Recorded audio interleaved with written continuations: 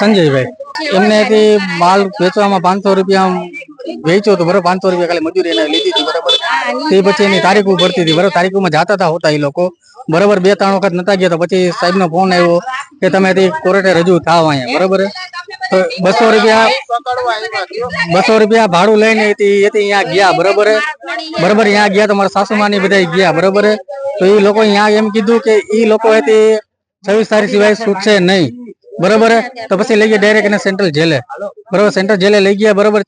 પછી રાત્રે રવિવારે રાત્રે મને ફોન આવ્યો બરોબર, મારે પાટલા ખાવું એના અમે બરોબર કે ભાઈ વિજયભાઈ ને તબિયત લથડી ગઈ બરોબર, તમે સિવિલમાં આવો બરોબર. તેને એમરજન્સીમાં રાખ્યા પછી અમે અહીંયા ગયા બરોબર. તો અહીંયા કોઈ જાતનું વિજયભાઈ નામનું કોઈ દર્દી દાખલ હતું નહીં. પછી મેં પોલીસ વાળા જે નંબરમાં જે ફોન આવ્યો હતો ને સાહેબ મેં ફોન કર્યો કે સાહેબ કઈ જગ્યાએ દાખલ છે.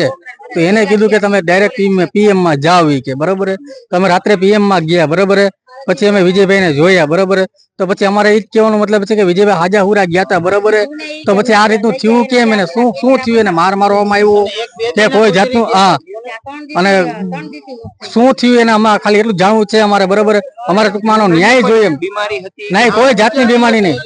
જાણ બીજા દીએ કરી એમને પાછી એમ જાણ કોઈ જાતની ના, કોઈ જાતનું કારણ નથી આપ્યું. અમને ખાલી એટલું કહેવામાં આવ્યું કે ભાઈ કે હારી ટકા કોઈ જાતનું